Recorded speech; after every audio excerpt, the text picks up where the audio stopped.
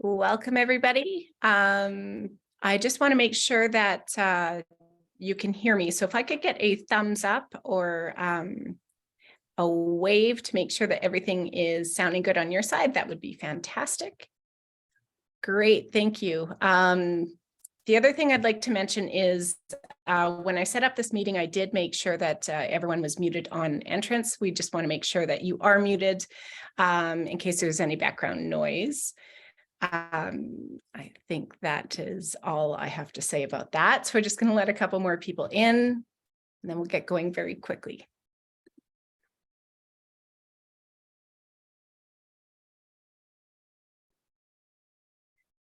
Of course, the door all opens at the same time. We will just get started. Welcome. Thank you for taking the time this evening to join us.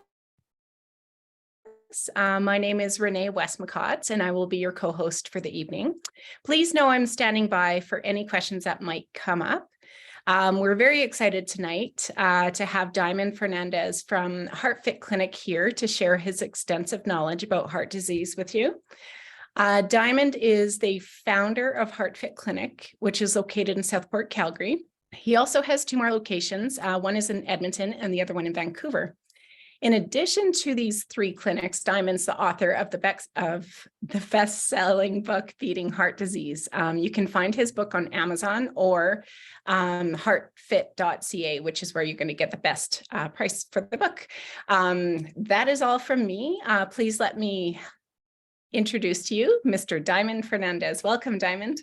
Thank you very much, and welcome everyone. And thank you for taking the time out of your busy day to be with us here today and listen to me talk about heart disease. Hopefully I can provide you some valuable knowledge to prevent and reverse heart disease. But my intention today is to help you understand some common myths around heart disease that you must know, in my opinion, about heart disease, because there are gaps, and this is what we do, is fill the gaps in our clinic. And if you have any further questions from this, I ask that you use the chat, or Renee will come up and answer any questions that you might have as we go through. I'm happy to kind of connect along the way. But if you get a little bit personal as to questions as to what's going on with you, this is where I'm going to invite you to come to our clinic, and we can do a virtual or in-person consultation, whatever your comfort level is, to kind of go over your specific situation. I ask that I prefer not to do that in front of a group audience, just because more for privacy and more for your sake on that side of things. But if it's a generic question that you feel everyone could benefit from, I'm happy to answer them. So let's get started. The truth about heart disease. And when we talk about heart disease, this is I'll get right into it. Number one, I am a male. I'm 55 years old with a family history of heart disease. And this is always the thinking about, well, I'm not a male, I'm not 55 years old, and I don't have a family history, so I don't need to worry about heart disease. And I'm going to prove that wrong. So number one, I'm a male.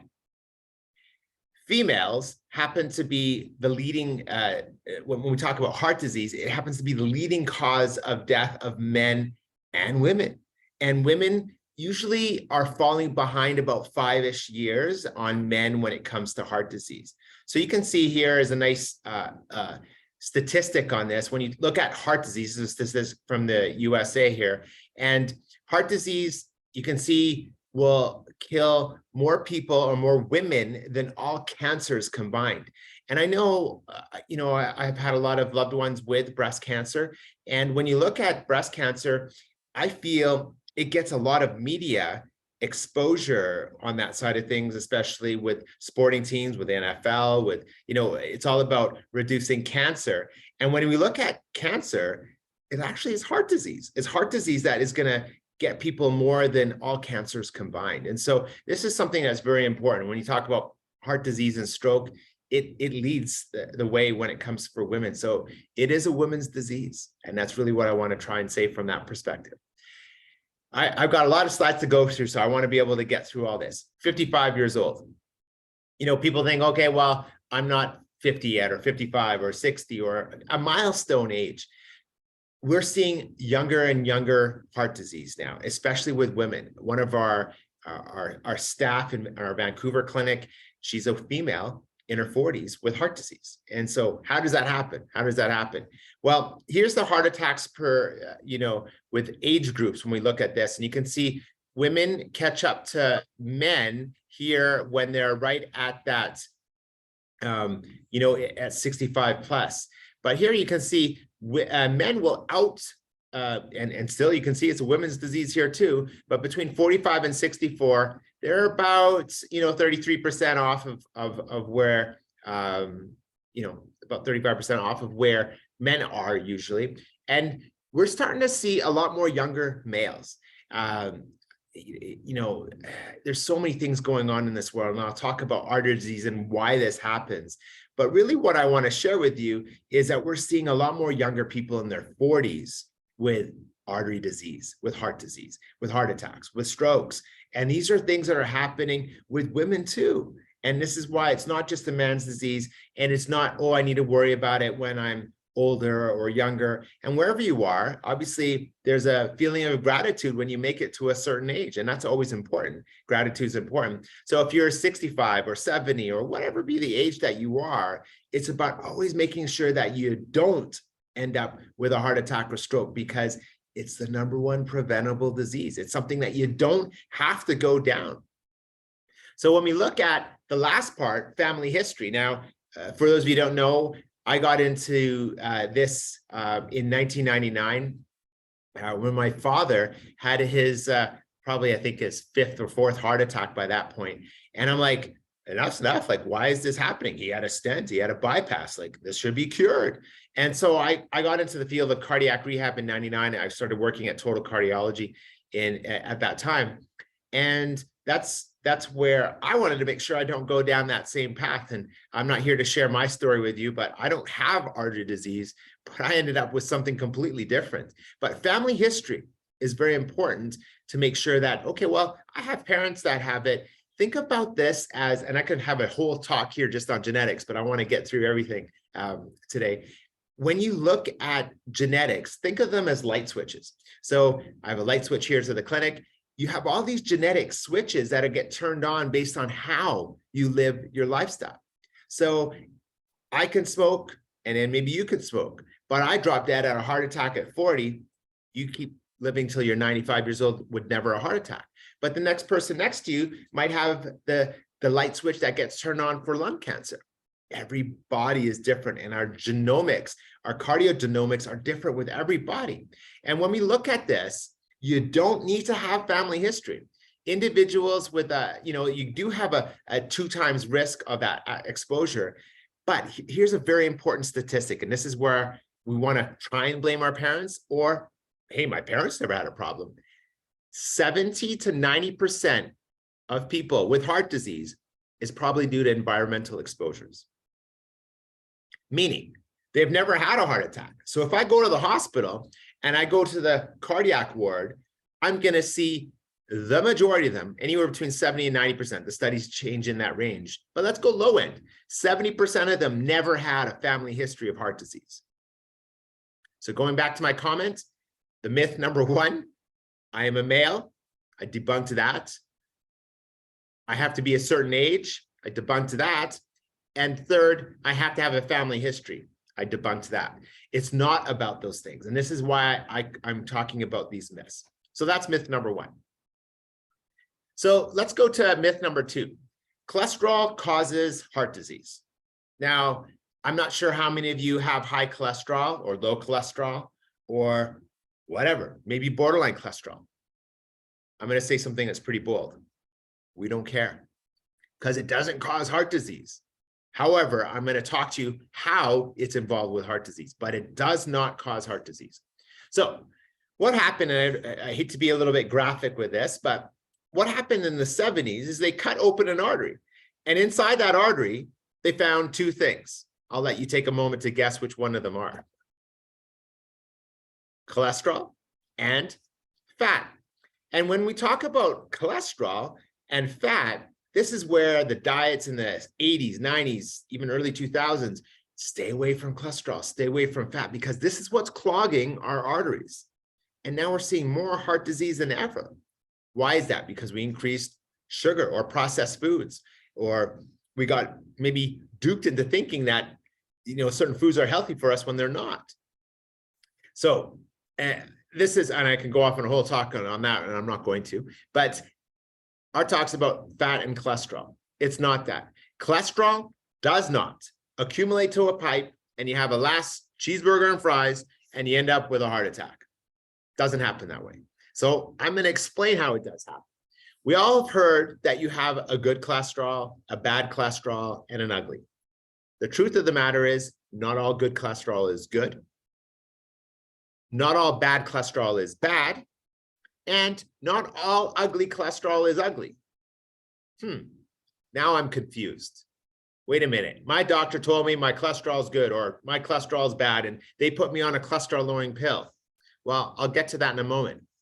The majority of people who have heart attacks and strokes actually have normal cholesterol profiles. Diamond, I don't believe you. Hey, I'm here to talk about myths. Here's the study. There was 137,000 people in this study. 137,000 people is a lot of people. Would you agree? 137,000 people in the study, 83% of them had normal bad cholesterol. 70% of them had normal ugly cholesterol. 50% of them had normal HDL, which is the good cholesterol. It's not about cholesterol, but I am going to talk about it. I promise I'll talk to you about how it happens. So let's look at why. Think of those buckets, the good, the bad, and the ugly cholesterol.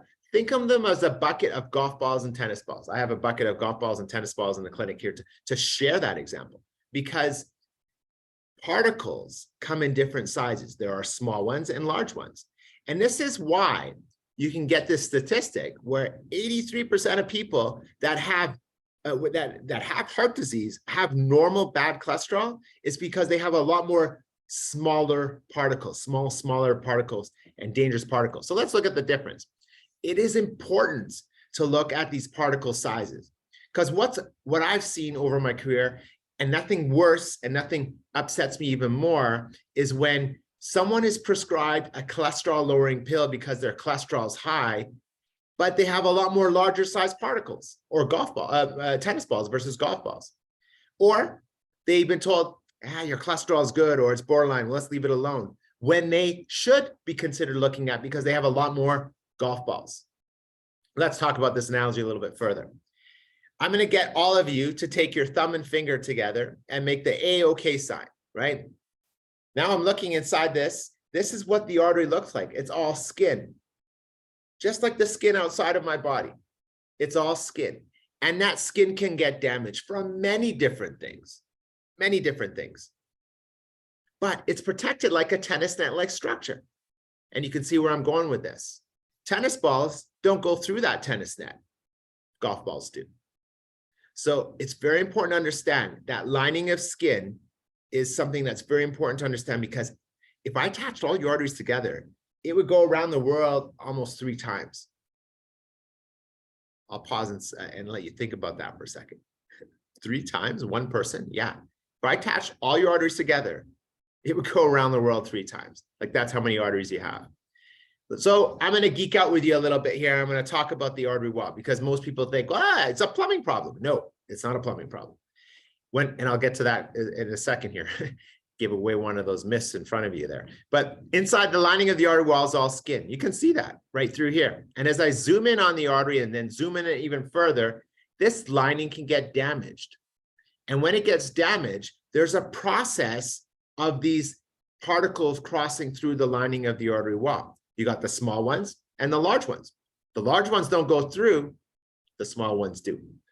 Keep it different. Golf balls are more dangerous. They can sliver into the lining of the artery wall. Tennis balls, larger ones don't. So small ones are dangerous. Larger ones are not.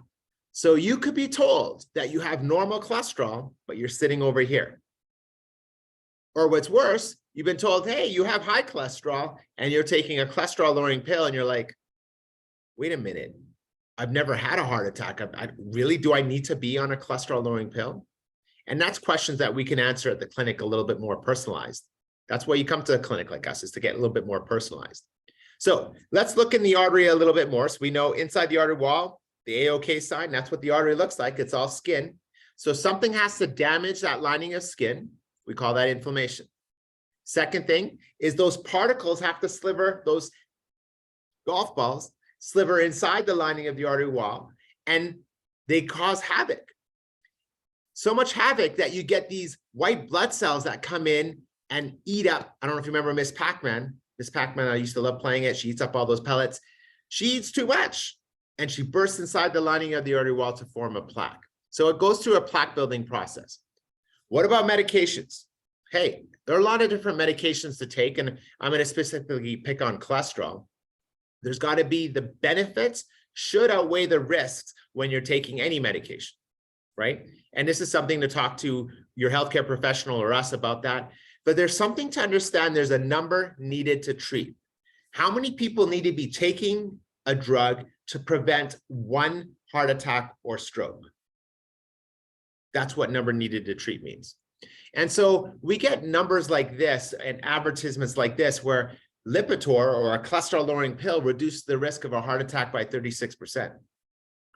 Hey, who would take that drug? I would take it, right? That's pretty good odds. You know, 1 in 3-ish. I'll take a pill to minimize my odds. It's not true. It's not true.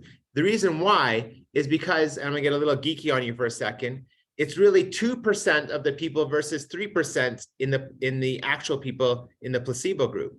So what that means, I can share these odds a little bit and say, wait a minute, there's 34% reduction in a heart attack or stroke. Or I can also say there's a 50% more likelihood of you having a heart attack if you don't take a pill versus taking a pill. But the truth of the matter is, we only saved one person out of 100. So my absolute risk is 1%, or we call it a number needed to treat of 100, which means 100 people need to be walking into a doctor's office to prevent one heart attack or stroke. I don't like those odds. So it's important to look at why. Why do you have high cholesterol? Or why do you have high blood pressure? Or why do you have diabetes or sleep issues or anxiety or depression? We can get it on, and I can talk all day long about nutrient deficiencies and all that part of it, but I'm only on point number 2. So let's get to point number 3, which I already gave away to you guys, but it's not a plumbing problem. I just talked to you about this. It's not cholesterol accumulating to a pipe and you have a last piece of pizza and you end up with a heart attack. Doesn't happen that way. Does not happen that way. It's not a plumbing problem. So we think that, like I said, cholesterol accumulates this pipe and you have a last piece of pizza and you end up with a heart attack. It's not a clogged sewer. What do you mean? What do you mean? What do you mean? I'll talk about this. The majority of heart attacks and strokes occur with blockages that are less than 50%. That sounds funny. Isn't it just close up, and all of a sudden I have that last piece of pizza? No, it doesn't happen that way. So I'm going to explain how a heart attack or stroke happens. It builds up like a pimple on your face. So in my earlier slide, remember the inside lining of the artery wall is all skin. Something has to damage that lining of the skin. What is that? Inflammation. I got 3 fingers left over, so I keep it simple. Make the AOK sign, 3 fingers. First one, inflammation. Second, it's about those golf balls slivering into the lining of the artery wall. And then third thing is those white blood cells eating up all that cellular debris. So it builds up like a pimple would on our face, right? So I'm going to ask a silly question here, and I'm going to ask you, and you can put it in the chat, which artery would you prefer to have? This normal artery or this vulnerable artery? Obviously the normal one. Okay, I won't make you do that one. But which artery would you prefer to have? This vulnerable artery, which is more open, or would you have this more closed artery, which is more closed but stable? Which one would you prefer to have? Let's put the answers in the chat. Let's see what people think. Would you prefer the right or the left?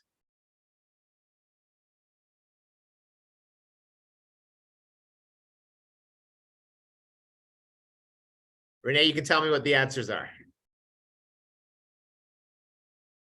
I'm not sure I know them. I guessed left.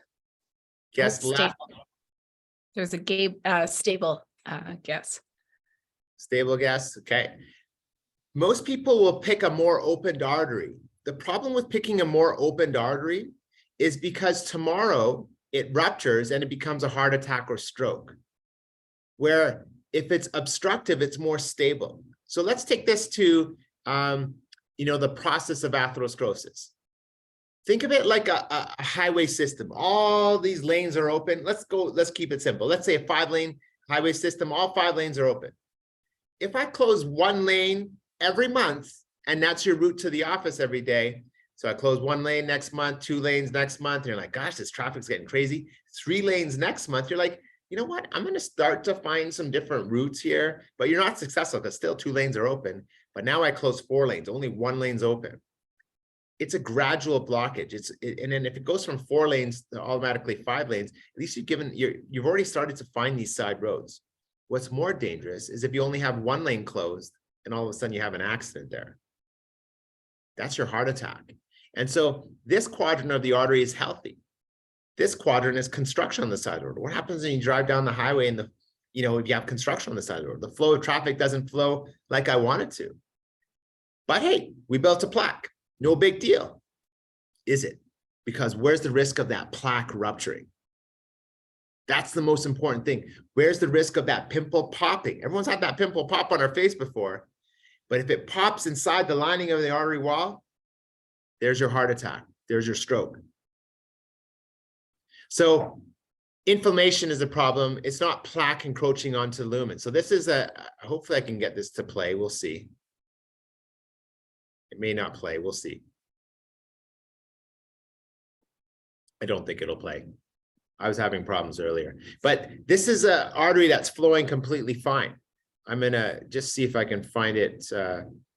Just bear with me for a second here, because I think this is a good analogy to share with you guys.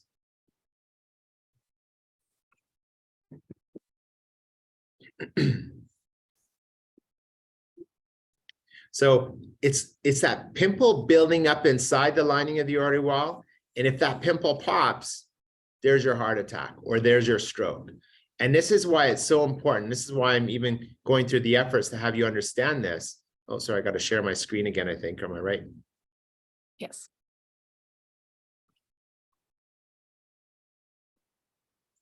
So this is why heart attacks occur, right? So when you look at this, you're healthy one day and all of a sudden you're not. That's a heart attack or a stroke. And the Hartford Clinic is the only clinic that looks at this risk of a heart attack or stroke. This is what we do really well. And so it's important to understand what's going on with the artery wall on that side of things, because it's not a plumbing problem. This is what I'm trying to share with you with this myth. It's not a plumbing problem. I wonder if this will continue going. So let's go to number 4. I just had my physical. I'm good to go. Well, are you? That's the big question. Are you? And if you go to your family doctor, with all due respect, there's just not much in that toolbox to see where your risk is of a heart attack or stroke. Wait a minute. My doctor plugged in this formula and they can see what's going on. Well, that's good, but it's a very archaic way of looking at where your risk is of a heart attack or stroke. They plug in your age, they see if you're smoking, they see if you're diabetic or blood pressure or have high LDL cholesterol. That's not enough. We're 2023. We got to be better than just plugging into an archaic formula. It's a good starting point though. At least you can make sure that your blood pressure is under control, make sure that if you have high blood sugar, that's under control. I think there's some important steps that can be done here, but they're not meant to see where your risk is of a heart attack or stroke. So they might refer you to a cardiologist, and that sounds good. But what tests do they recommend for heart disease? Like if you're just going for stable heart disease, what tests do they recommend? Well, there's important to understand when we talk about heart disease, there's a structural component to it, right? You got these valves that open and close. You got these chambers. I'm doing a talk next week to talk about that part of it a little bit more in depth. The electricity of the heart. We've all heard of the ECG, right? We can do that on our phones now. So it's super simple to look at the electrical portion of the heart.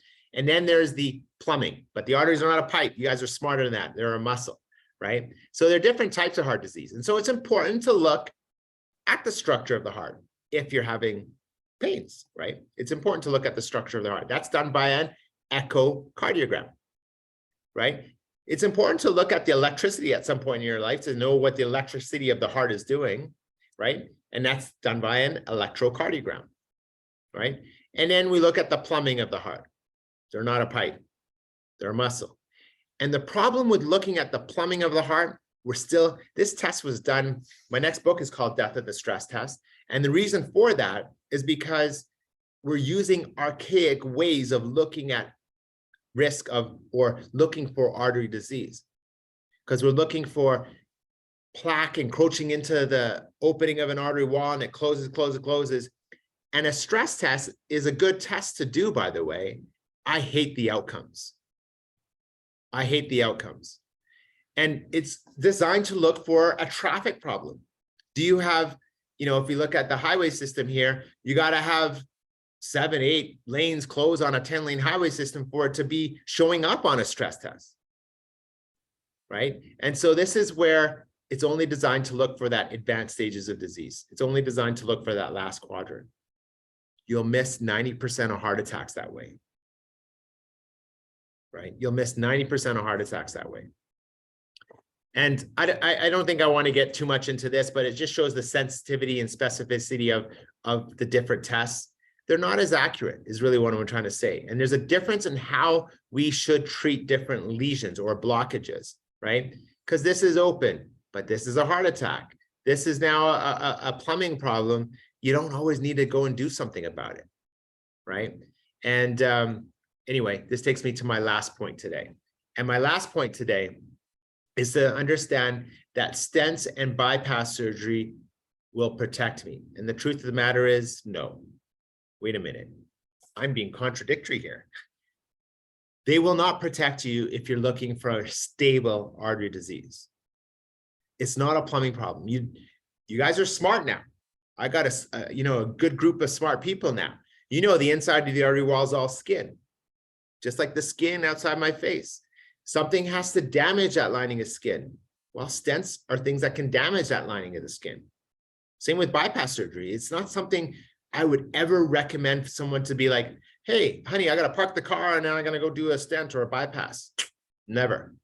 When is it saving? Life-saving. It's life-saving when you are having that heart attack or stroke.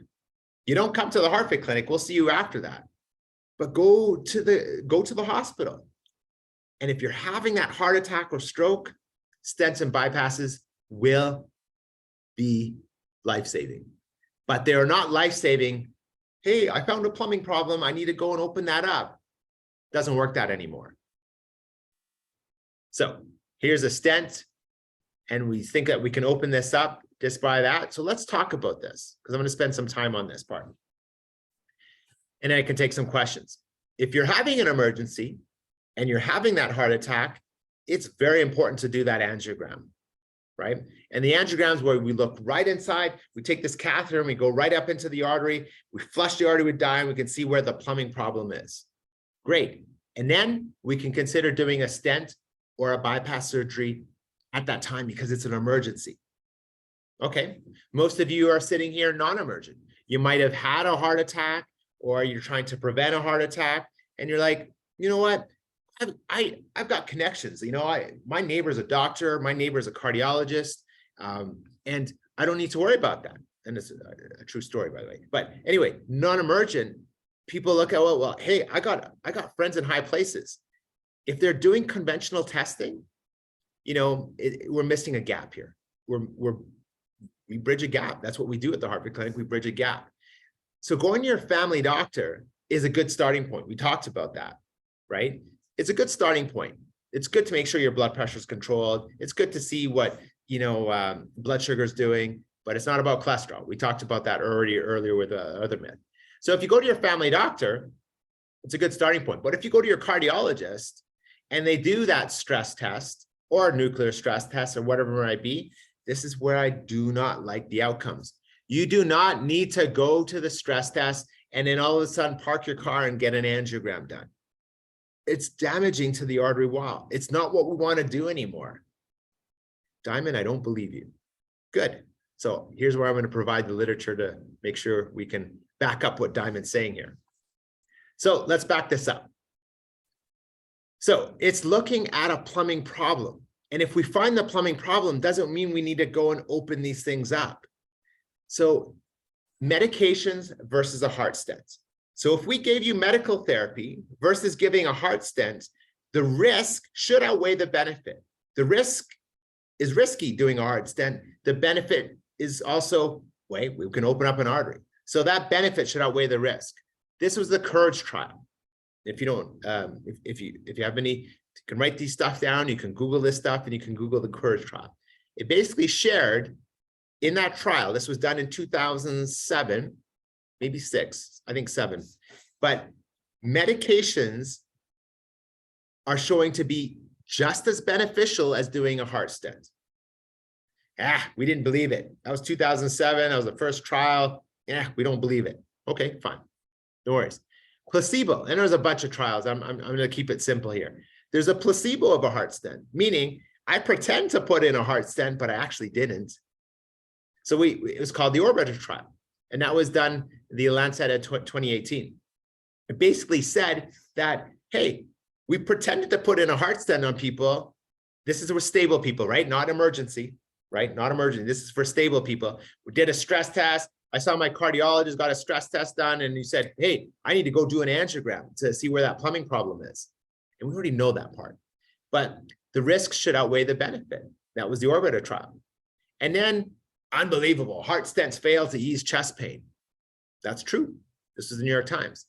Now, this trial came out was that heart stents and bypass surgery is just as, there's no benefit to that versus doing medications. And that was the ischemia trial that came out in 2019, late 2019. So if you don't believe me, Google those trials. And I'm talking to a point where this is very important. Very, very important. I'm talking for someone who has stable artery disease, meaning that they go to their doctor and then I'm feeling some chest pain, I'm feeling this, and then they go do a stress test, and then all of a sudden they get in a heart stent. If you do a heart stent or bypass surgery, in that situation, you're better off doing medications. Now, every body should undergo individualization to that side of things, but these are the trials, right? These are the trials. Exercise. What about exercise versus a heart stent? This was done in 2004, a trial to show exercise is just as good as doing a heart stent. Even ECP therapy, which is a treatment that we do in our clinic, is way better than doing a heart stent. And this is a treatment where we pump blood back up to the heart while the heart's in rest, and we push a massive amount of blood flow back up to the heart. And the benefit of this is this lovely word, which I love to do at our clinic. It's called angiogenesis, which is growing new arteries. That's what we do. We like to grow new arteries. And you can see the benefits that happen before and after, and how we can improve flow and improve blood flow. But this is how you want to treat a vulnerable plaque if you have one. And if you don't know, this is what we do at the clinic, and strengthen the skin over that so it doesn't rupture. To show you a different picture of that, this is what it looks like over here. So this is looking down the tube of on the side of an artery wall. Here's a plaque. We want to shrink that plaque, which is possible, and strengthen the skin over that plaque. That's the purpose. And that's how we reverse heart disease. It's not by putting in a stent or bypass. This is why stents and bypass surgeries are not a cure for stable artery disease. Very important if you're having that heart attack or stroke. Two different places. Two different places. There's a difference between having a vulnerable plaque and having artery disease. Just because you have artery disease doesn't mean you have to have a heart attack. So hopefully I went through my objectives today. So why people with normal cholesterol have heart disease, I explained that. Why healthy people drop from a heart attack, because it's about that plaque rupture, right? We know it's like that pimple popping inside the lining of the artery wall. We've seen so many people in our clinic that are healthy or apparently healthy drop from, or have a heart attack, right? Hopefully I explained why stress testing and ECGs can miss heart attacks. And then now I talked about also about how heart attacks actually occur. And then lastly, I talked about how heart stents and bypass surgeries are not a cure. So I love this quote, and I wanted to keep this webinar inside 40 minutes, but it's about the people we love in our lives, the people that care about us, the people who depend on us at home, at work, and elsewhere. So if you think about it in that context, it's very important to do those testings. It's worth the investment, even if it disrupts the fantasy that you control your own destiny. And this is a quote by Dr. Oz. So the HeartFit Clinic, we do private heart assessments and treatments that bridge the gap in the healthcare system. And I want to leave you all with a gift today. So you can go to this website, which is heartfit.ca/free-book. And at that website, you can get a copy of our book. So that's my gift to you guys today for staying on the webinar and listening to me speak. So, and then of course, you're more than welcome to come in to do a consultation at our clinic. And I'll leave that website up here for all of you to understand. So I'll leave the floor open to answer any questions and any comments or observations, whatever you might do. But hopefully I've debunked 5 common myths to prevent and reverse heart disease. Amazing. Thank you, Diamond. I have a question that came up as you're sharing all this information. What would be an ideal time for someone to come in, or an ideal patient? Is it someone who has just curiosity of overall health? Someone, just paint a picture of what an ideal patient without heart disease, but more looking for prevention. So I don't know if that made sense. I'm sorry if that wasn't clear, but. No, for sure. I mean, we see 3 different types of people that in our clinic, right? So we see the people that already have heart disease. They've had heart failure, they've had a stent or bypass or heart attack or something to that event. That's the, a majority of people that we see in our clinic. But then there's a group of people that have higher risk factors to heart disease.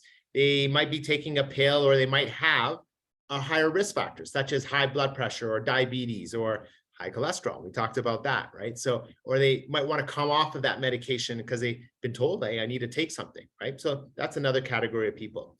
But a bigger population of people that we're starting to see is those people who just want to be very preventative and proactive.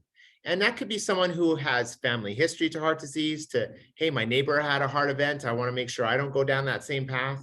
Or it could be a milestone age that they're turning, or whatever might be the situation. But I think at that point, it's always important to at least get a baseline as to where your heart health is. I would say at some point, before the age of 50, for sure, right? And even sooner. I would even take a decade before that, because, when you turn 40 years old, right? And you're like, oh yeah, gosh, I'm 40 years old. Now you think, okay, well, I don't know, maybe I'm halfway through or not. Now I think it's an important time to look at this, because we're not immortal. And now we know that, yes, we're all going to pass away from something, but wouldn't it be nice to not pass away from something that's preventable? And that's where we go a little bit more in depth to seeing what's happening now. Hopefully that answered your question. Yes, it did. Thank you very much. And another compounding question to that is, what is an average treatment plan? Obviously, it's custom to each individual and patients, but is it, you go to the chiropractor, you're in for that knee treatment for about 6 weeks, looking, hoping to feel better. What would that look like for the average person coming in? I'll be honest with you, it's completely personalized. Okay. So it could be, as simple as lifestyle changes, to tweaking some nutrition, to maybe getting a little bit more aggressive with some nutraceuticals or medications, to, doing our treatment where we pump blood back up to the heart to grow new arteries. It's really personalized based on what we see, right? Based on the assessment, right? So. Wonderful. Thank you for that. Are there any questions from the group? I see one that came up, and I'm hoping I'm going to say it right. I'll read it as it's written. If my LDL is not within the range and is high, how do I find out what particle sizes I have in my arteries? That would be something that we do in a clinic like ours. Yeah. Okay. So that's personalized. Yeah, it's a blood test that we ship down to the the US to get a little bit more advanced to finding out what's happening with that. But it's not about just that. Hopefully I've explained that. Remember, make the A-OK sign. There are 3 fingers left over. I'll repeat them. Inflammation, particle sizes, and then Miss Pac-Man going crazy, right? So it's the white blood cells that are going crazy there. So 3 things, those are all important, right? It's not just, don't just pick one, right? We don't know what the other 3 are doing. So they go hand in hand. So it's always about 3. Wonderful. Thank you for that question. I don't see any more. So feel free to speak up if there are any questions. But I'm not hearing or seeing anything. So I think we could, oh, yep, there's a question coming through. I'm just wondering about cholesterol and being on a cholesterol medication. Are you saying that that doesn't really affect the buildup in your arteries? Correct. So should I keep on taking a cholesterol, or what is the situation with the medicine? This is a personalized question that I'd love to be able to talk to you privately about, but let's keep it generic for a second. And I don't want you to disclose any, I don't need to know your personal information right now, but I'm going to take 2 scenarios. Either you have heart disease or you don't have heart disease. So either you've had a heart attack or stent or bypass, or you haven't. If you haven't, this is something where I think it's, in my opinion, it's, if you don't do nothing, then I think it's at least doing something. But I showed you the benefit, right? The risk benefit, it's around 1%. So take the cholesterol pill if you're not going to do anything. But if you're going to be a little bit more proactive and dig deeper into this side of things, then we do get people off of their cholesterol-lowering pills. But it's about finding out what the culprit is, because it's not about just cholesterol. Now, if you've had a stent or bypass or artery disease, again, the number needed to treat goes down a little bit. It gets into the 30s, which is a little bit better, but it's like going to the roulette table and trying to pick one number. And I don't like those odds. And so my point I'm trying to make is it's not cholesterol that causes heart disease. And there are other buckets and particle sizes that are important to understand. So this is where it's important to understand the biochemistry of the artery wall a lot more in depth. Okay, thank you.